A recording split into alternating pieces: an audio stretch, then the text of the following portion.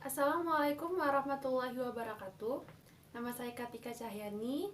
Di sini saya sebagai pemateri pertama dari kelompok 7 yang akan mempresentasikan hasil kerja diskusi kami yang berjudul Perkembangan Sejarah Studi Islam di Timur sampai Asia.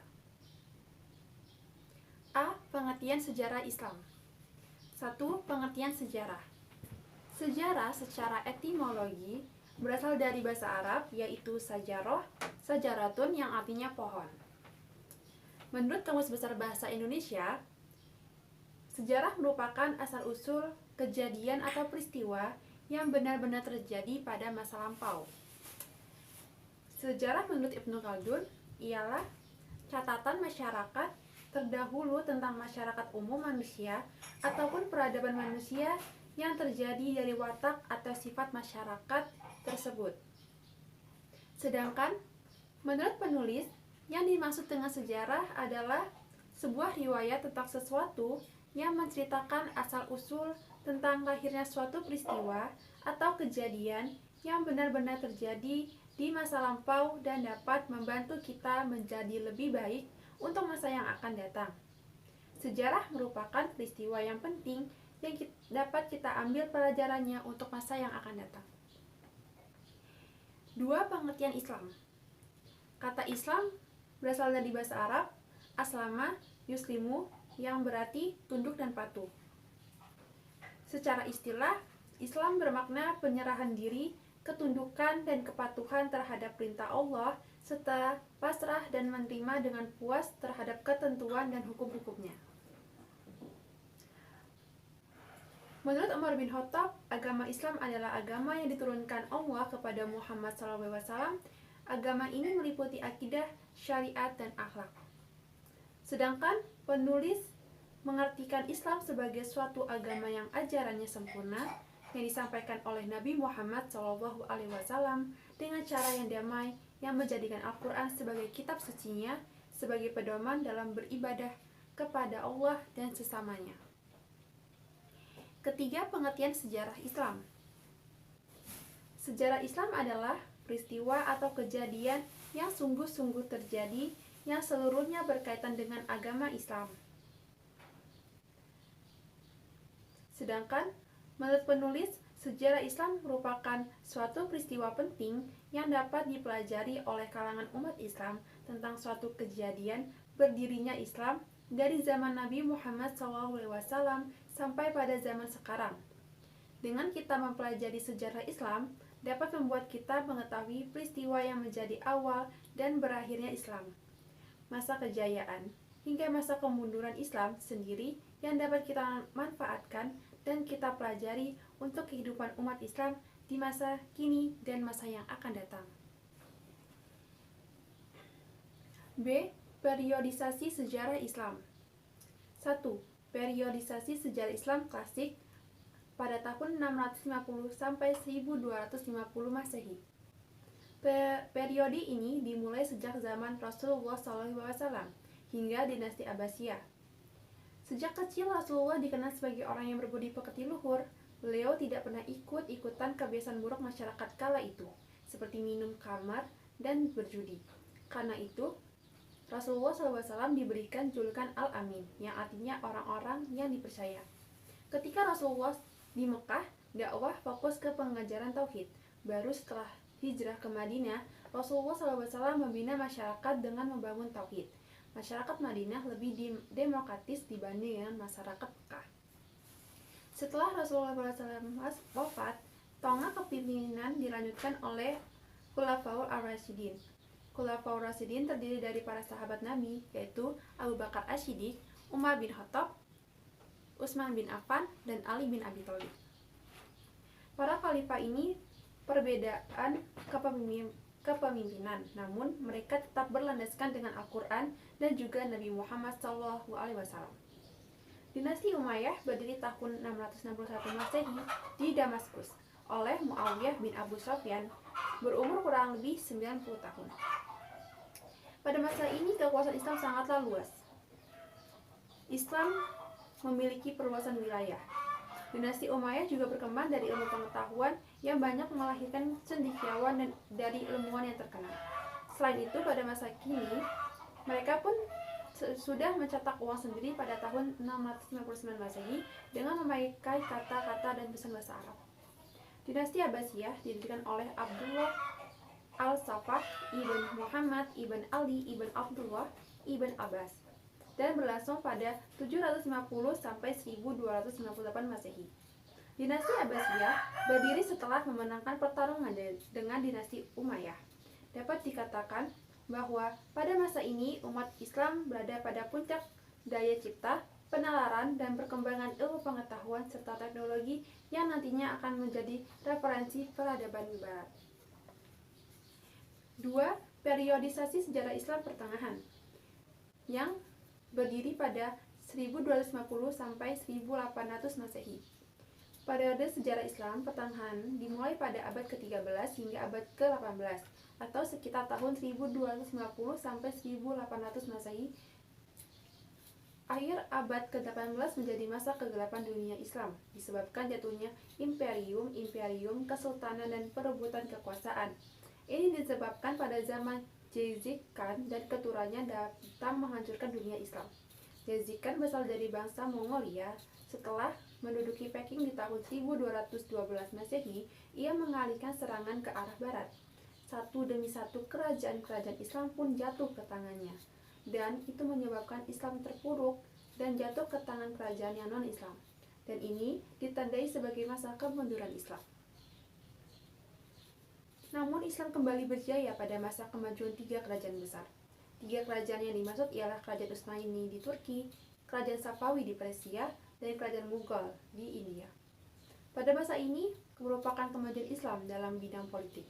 Akan tetapi di bidang ilmu pengetahuan Islam sedang mengalami kemerosotan. Setelah fase kemajuan dari 3 kerajaan besar tersebut, Islam kembali terpuruk dengan jatuhnya ketiga kerajaan tersebut. Kekuatan militer dan politik Islam menurun. Perdagangan dan ekonomi jatuh dengan hilangnya monopoli dagang antara timur dan barat dari tangan mereka, dan ilmu pengetahuan Islam dalam keadaan stagnan, dan membuat jatuhnya Islam ke tangan barat dan timbullah peradaban yang lebih tinggi dari peradaban Islam. Ketiga, periodisasi sejarah Islam modern atau 1800 sampai sekarang.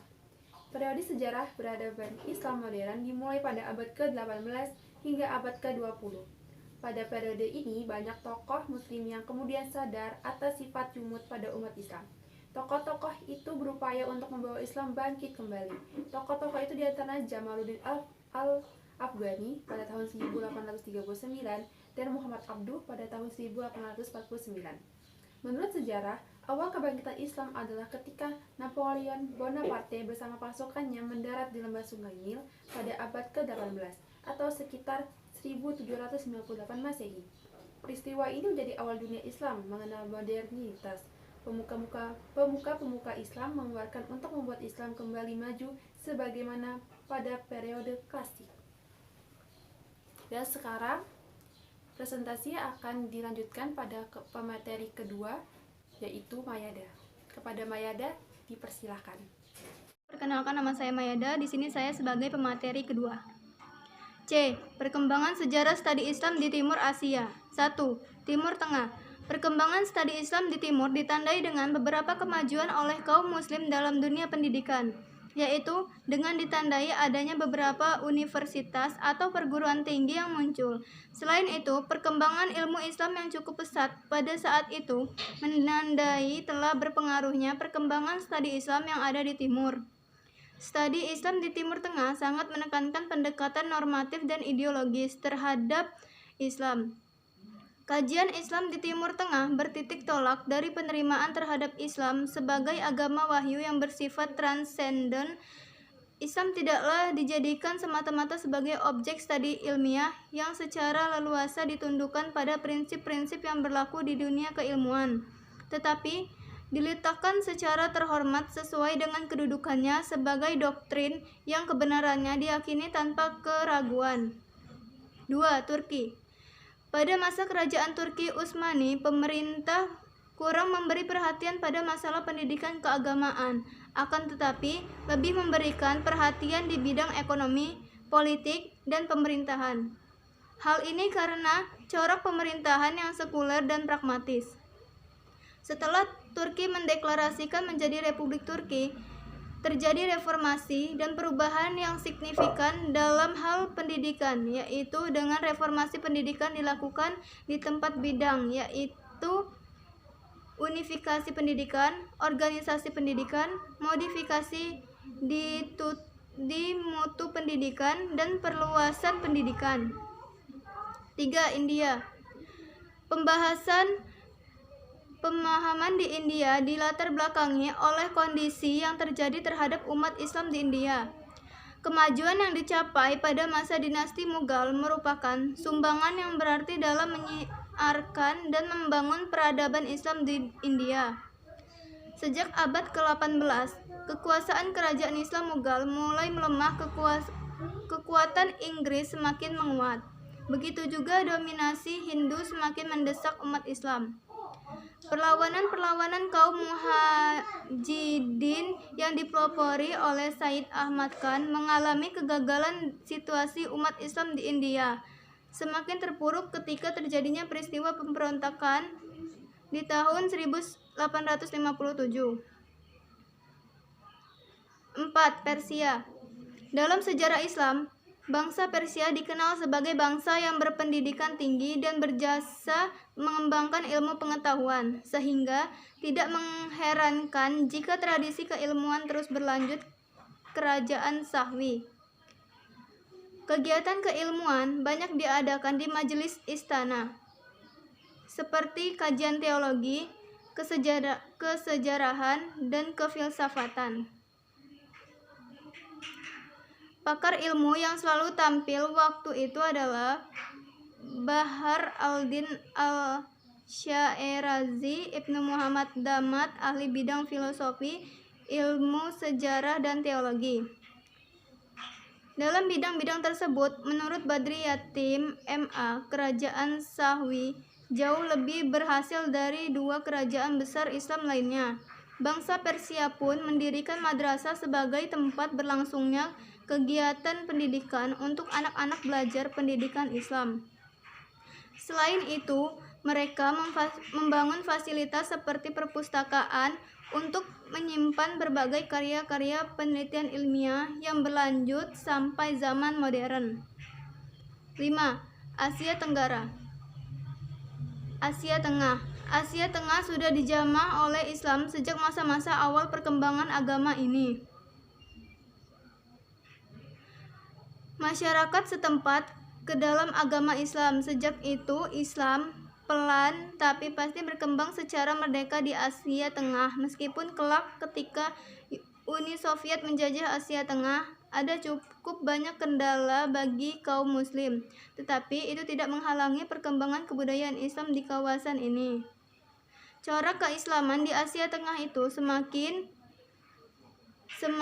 Islam heterodoks, yaitu perkembangan tasawuf dan sufisme.